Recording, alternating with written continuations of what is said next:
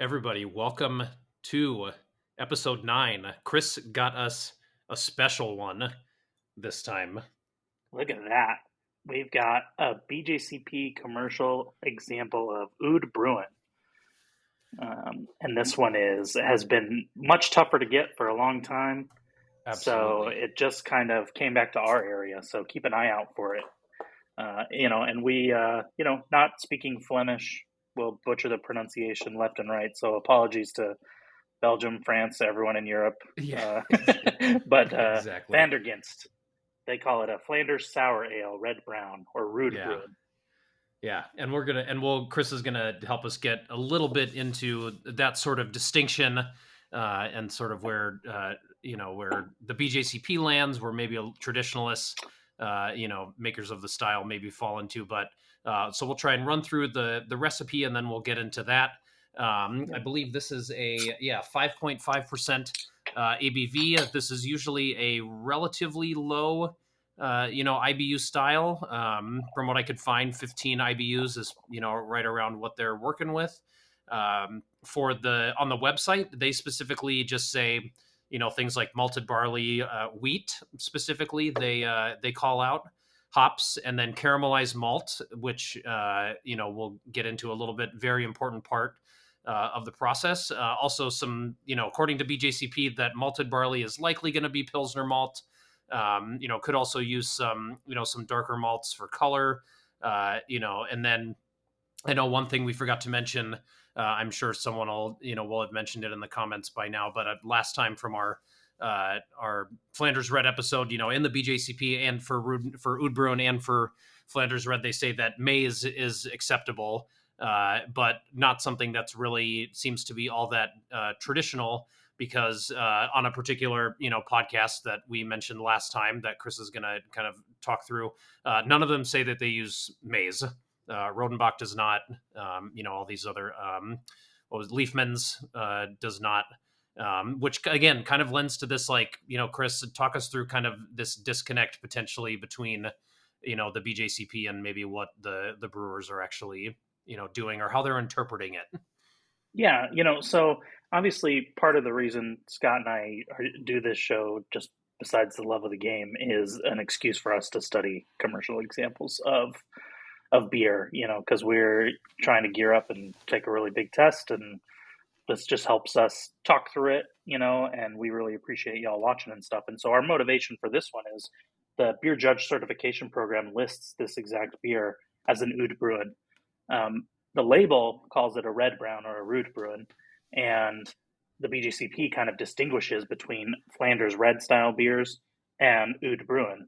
And one of the ways that people kind of recently historically have differentiated between the two is to think of Flanders red as aged in oak vats, and Oud Bruin as just being fermented in stainless steel. The truth of the matter is a little bit more complex and the lines are blurred, right? And so there's one thing when you're kind of book learning about, how do you put things into discrete categories, and that's a very American thing to do, is to try to understand it by putting it in a particular box that you can then, refer to again.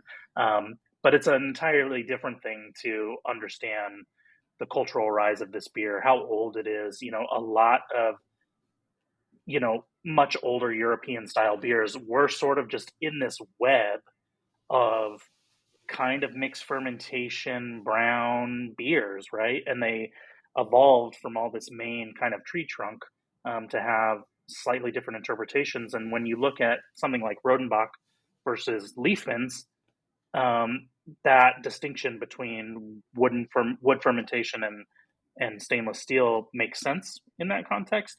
But there are a bunch of beers that exist in the middle, some that use barrels, fooders, and that podcast that we keep mentioning, it's called Belgian Smaak. Brendan Kearney had a roundtable with a bunch of Flemish brewers, all the heavy hitters, like we mentioned before. And just listening to it, besides being able to get much better pronunciations than we can give you of all the beers and the language, it's a much blurrier line, right? They're doing some of these Belgian red brown beers in sherry barrels, experimenting with other malt bills. They all kind of craft them slightly differently, but they exist in this Venn diagram in my mind where, yes, on the ends, what they don't share in some contexts is, the vessel for fermentation and the color a little bit, but there's a lot in the middle. And so, just when you're approaching these beers, if you need to think of them more strictly and more rigidly for study purposes like us, sweet. But always keep in the back of the mind that, kind of the history of every beer is more complex than what you can put in a few paragraphs on a piece of paper. And so, we try to honor that too and say, our previous episode was a Flanders Red and this is an Oud Bruin, but there's quite a bit of crossover. So. Absolutely. And the BJCP definitely does try to, make some of those adjustments when they update the guidelines. I was looking back at the old ones where, like you said, the big distinguishing thing was Oud Bruin aged in stainless steel, Flanders Red aged in oak foeders. But, now for Oud Bruin, it just says that it's aged. It does not specify the vessel. And this is a great example because on their website they say, interestingly enough, the way it's worded is blended with lambic beer, aged for 18 months in oak. So that's a fascinating way to put it. But again, just kind of puts to rest that all Oud Bruin is just aged in stainless steel. Yeah, and every brewer is going to have their own method for introducing that, both lactic acidity and if there are low levels of acetic acid.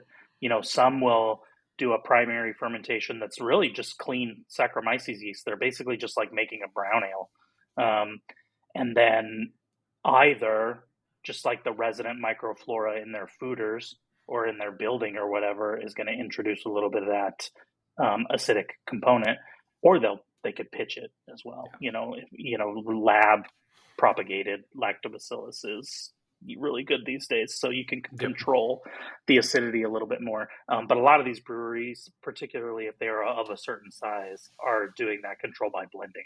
So they're letting some of the yeast do its own thing, but then they're blending to the acid levels that they want in the final product.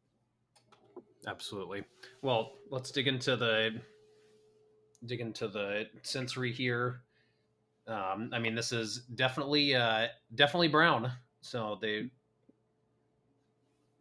So kind of this and kind of pretty dark brown too, even held up. Yeah, I don't. To be honest, it doesn't really have any like red or garnet contours. Maybe approaching burnt orange, but it is. Yeah. This is a brown beer. You just look at this and think that might be an English brown. Yeah. Yeah, it's pretty clear too. It's just hard to see through because of how dark the beer is, and the foam is nice. Much like our Flanders Red episode, I'm a little bit more surprised at how stable the foam is, which is great. It's kind of this tan, fairly different size bubble structure. Really nice. Yeah. And the aroma on mine, it's pretty mild. Yeah, pretty mild. Getting a little bit of like a black cherry compote, kind of like a cooked dark fruit. Yep. There's almost like a little bit of like a brulee sugar aroma. Yep. Yeah, definitely more malt forward, I would say. Definitely more heavily toasted bread crust. Like starting to approach pumpernickel. Yeah, and there's a little bit of that vinegar note on the aroma. It's not huge, but it's just like, vinegar is so sour that you take a big whiff of it, it almost like burns your nose hairs. But this is just got that, like, you just got a little drizzle of it. Yeah. Yeah, and toasty, a little bit toasty and bready. Definitely toasty and bready. And you get a little bit more of all that on the palate for sure. Oh, that's really wonderful. I haven't had this beer in a long time. Oh, that is drier. Like on the very, very back end, it's wicking away a lot of moisture. It's got me salivating. That's a key to a good. The acid is just perfect on this. It's just like it feels like it hits on the mid palate, but then it's just not almost disappears in the finish, which is just so nice. That's just where you want to feel all of that all of that trigeminal response. You just want that on your tongue and not kind of in the back of your throat. Yeah, this just begs for sip after sip. It is an awesome ride. Yeah. You get hit with, some of the toastiness and fruitiness, and then right in the mid palate, it gets. I wouldn't even say firmly sour. If we're on like a scale of 0 to 10, I think this is. Maybe my receptors are broken, but we're like at a 5. It feels really nice and Yeah. pleasant. Um, and and then I salivate and I want more. It's so good. Absolutely. They call out raisin on the label, and I think that is Yeah. Really dark. perfect too. Yeah. There's like a tart grape, Hmm. raisin kind of quality. And it's funny to say, people use sugar babies for barley wine notes all the time, and there's a little bit of that, but it's not sweet enough for it to be that. But that's just reminiscent of that bruleed sugar kind of note to me, some kind of brown sugar note without being sweet. It finishes nice and even. Yeah, and it's again with the acid being so approachable, it's almost like an aged balsamic. The Yeah. older and older you get for balsamic vinegar, you start to get a little bit of sweetness, a little bit of fig. Well, and you know how in a dish, Mm, a really like super aged balsamic goes a long way. A little bit goes a really long way. And that's kind of like in here. That aged balsamic is not a dominant note. It's not like you're struggling to get through this really dense flavor. It's almost just like there's a drop of the highest quality balsamic that you can find. yeah. Wow. That's interesting. Absolutely. And both of us, I think, Scott, are you having this for the first time right now? Hmm. Yeah, Yeah. so you're seeing all of his impressions live. I haven't had this for maybe 7 years. We used to get it at an old bottle shop that I worked at a long time ago, but so this is, it's almost like the first time for me because I've learned so much about beer in the interim. So this is really, really nice.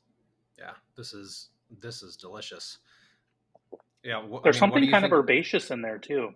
Yeah, I agree. Um, Kind of where, if there's any Brett character where can get a little bit earthy and herbaceous.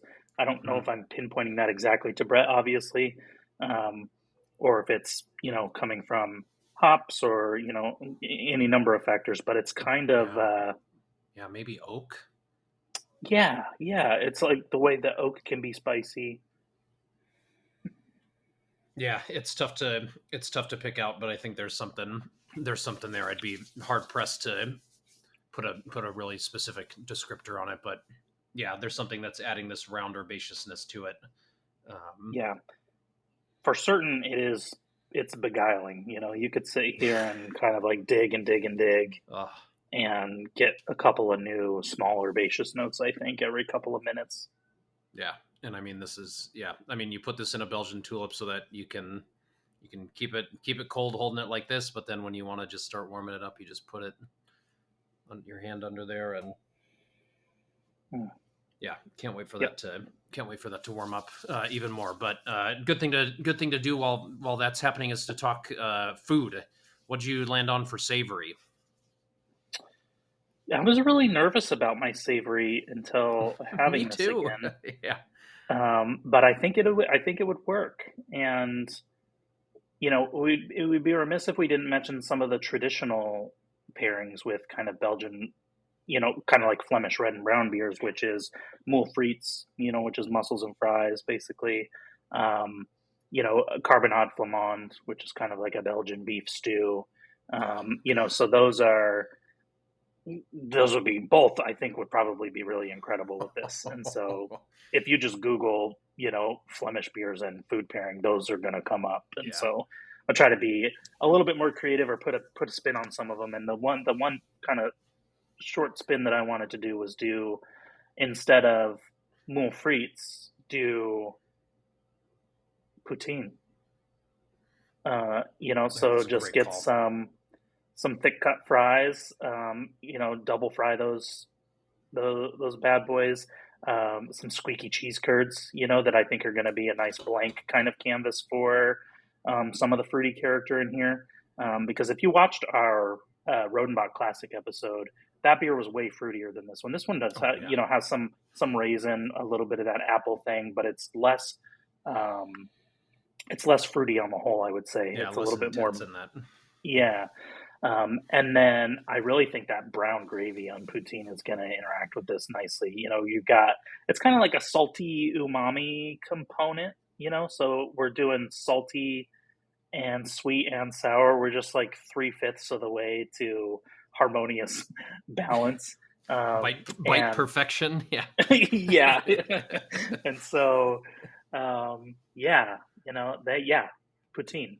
I think that that could be really nice. I'm trying to think if there are any pitfalls I'm falling into because you know if you, but I think that this beer. What is the ABV on this one? 5.5. 5.5. You know, it drinks a Yeah. little bigger than that. Well, that's not fair to say. It doesn't drink like there's like alcohol warming or anything. There's just a lot of character. I called it beguiling before, but what I mean to say is it's complex. Um, Yeah. and so I think contraposing that with something that's kind of simple, poutine, you know, it's fries, Yeah. curds, brown gravy, is really going to pull from a lot of different directions. If you got any herbs and spices in that brown gravy, that's going to draw out what we were having trouble defining in the beer. Already said the cheese curd, you know, squeaky curds are going to be like a Yeah. nice kind of canvas for some of that raisiny, you know, fruit character. You know, dairy with esters is Scott's. You know, he just walks around with a sign that says that uh, for the most part. And then that just like the starchy double fried potatoes, Oh, you know, that's just going to be you know all the conventional cutting power of you know CO2 and you know the acidity is going to be. I think you know I like it more and more. I'm talking myself into it. I think it's and going to I be good. and I think the beer is just so, like you said, it's so balanced in many different aspects. It's not overpoweringly sweet, it's not overpoweringly acidic, and you're what you're doing that's really good is that you have two things that are very very strong bridges and complements in the pairing, that Mm, even if for some reason, because the one thing you really don't want to do is have a ton of savory and then just have a ton of sour, because yeah, that's just going to be a lot of contrast, and then you're just going to kind of be left over with things that aren't so great. But when you've got those those hooks in already, even if that interaction maybe isn't perfect, it's not going to ruin the pairing. And I don't think that gravy is for poutine is going to be the most overtly you could make it the most overtly savory thing. You could just make it like you usually do and just like put a ton of MSG in it or something. But even then, I think the fruit character latches onto savory so well that you just might not. It's the beef stew thing. It's like I think it's going to be great. Which also, to go back to that really quick, you can use this beer to make that dish. yeah, You just use this, instead of if you're just using all stock, you can just I've done it plenty of times, braised, different cuts of meat, where instead of just using 100% beef stock or chicken stock, you just cut that in half and replace it with this or Flanders red or some sort of interpretation of that, and that's an amazing way to add some complexity to the dish. But no, I think your pairing stands just a great chance to. I mean, that's where I went to. I went to kind of more, kind of trying to have some savory, but also some acidity, to kind of play here. One of the things I'll do from time to time is do like a savory, kind of like pull apart monkey bread. So what I'll do, I do it kind of the like just buy a bunch of the refrigerated, pre-made croissant rolls, and instead of rolling them into a croissant, I just wrap them in. I'll usually do cheese, and I'll do like a pepperoni pizza kind of, and then I just make balls of those, and then just put them into the the bundt cake mm, pan. That's you make sure you coat that in butter or whatever to get that nice crust, and then just put it in the oven, and maybe make a little maybe make a little garlic butter to spread around, kind of play with some of that, fun potential herbaceousness that we've got going on in there. And again, you've got cheese, you've got Maillard browning from the, from that, from that heat with that butter against the pan. You've even got a little bit of, if once you're getting into, pepperoni territory, you're also getting a little bit of this, spice in there to play with the sweetness, and acidity is a little bit of a so kind of the jury's out on what that does with capsaicin. Some people say it's just such a similar feeling that it exacerbates it. Some people argue that acidity makes you salivate, and so that's obviously going to naturally start washing the capsaicin away from your palate. But I don't think this is overtly acidic enough to really do anything with that. And then of course, these kind of like bready, almost starting to get into this almost like caramely kind of note is just going to play perfectly with that Meyer browning. Yeah, I think it plays great with two things in your dish because there's something unctuous and buttery about the beer. It's not. I don't mean to Right, summon right. diacetyl. It's just that there's something more than meets the palate on the kind of roundness of the back Yeah, end of this beer, and so I think that is great with the croissant dough kind of thing. But then also like the oiliness of a pepperoni, it kind of like yeah. syncs up there as well. Oh, That'd be and great. the tomato sauce, and like the small amount of tomato sauce, like you've got acidity, and I was like, I feel like I did pick this because there was some some acidity in there, and it's because of the tomatoes, the small amount of tomato sauce you put in there. That's going to play again. I was like, I just got done talking about acidity needing acidity, and that's one of the reasons that I was drawn to that, and also one of the reasons I'm also kind of drawn to this style a lot is because I think red sauces just can be tough with Yeah. beer. I think we've just like thrown IPA at pizza for so long, and I just always wonder if it's just because it's we can't think of anything that goes super well. But I think this kind of region of beers I think gives us a fighting chance. Yeah, and I think the main reason that it does is whatever light vinegary type or sherry type note that you're getting from these beers. When you combine that with the tomato sauce, you've basically made grown up pizza rolls. It's kind of like what's going on here. It's almost like getting a little bit of that briny olive character, which is Mm, great with tomatoes. So it's like adding some olive to your pizza monkey bread. I like that. yeah, yeah. Another thing I will say too is this sort of style of beer. It wasn't this particular beer, but it was in the Flemish sour family. This is an interesting beer to try with other acidic foods. This was the first beer where I experienced like the effect of canceling, cancels like. I had never Oh, really overtly experienced that, but I had a Flanders Red and Cornichons, and it was when we were ooh, it was when we did a big flight. We had all these different styles and all these different foods, and we were Brian Reed, Master Cicerone, was kind of walking us through a bunch of stuff, and it was like I literally thought it was like witchcraft. It was like the beer just tastes like the fruit, and there's just no acidity, and this like very acidic, one of the more acidic examples of Flanders Red. And then like the Cornichon, you're like just tasting the garlic and the coriander and the not necessarily that it was like a like home run pairing, but it was a yeah. very eye opening, and to me would be if it the hard thing is that it doesn't seem to be like a consistent thing. Sometimes with canceling, it seems like you're not always going to know what you're going to get when you do it, but it's relative. It can be relatively reliable. But it was just if I could just have people have that experience, I think it's an eye opening thing where it's like, wow, like when beer and food come together, like you can't deny that stuff happens. Like you can't just What say this is BS. You can't. and what's so fun about that is it's like, when you're tinkering with that, when you're trying to find the exact kind of situation where you get that positive canceling, that's almost magical, right? There's like an Yeah, alchemy involved. What it's funny because I think what you're doing is you're working it like a soundboard. You're trying to pick beers or dishes that you're adjusting just tiny amounts to get the exact kind of quality of volume that you really really want. But at the end of the day, so that's the practice, right? You have to tinker with different situations, but but then when you have the moment like you said with the cornichons, it's like yeah, maybe it wasn't the world's best pairing, but it was just like, oh, okay, I'm having two sour things and nothing sour, so what exactly occurred here? yeah. just absolutely wild. Where did you land on for dessert? I'm going to shift gears a little bit because, well, I have what I think would be a nice idea. I want to do tiramisu.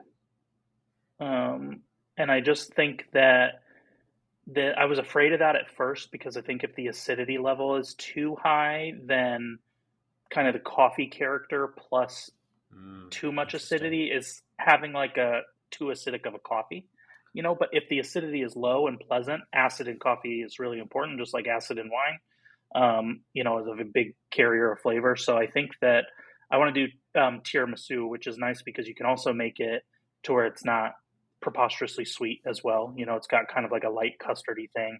You can dust it with the coffee grounds, and then I think you could choose to either soak the cake or lady fingers, depending on how you're making it, with espresso or coffee, like Italians would do, or to steal an idea from a previous episode when we were doing this on Instagram from our buddy Josh Lindsay, also an advanced Cicerone. He was like, "Why don't you just soak the lady fingers in beer?"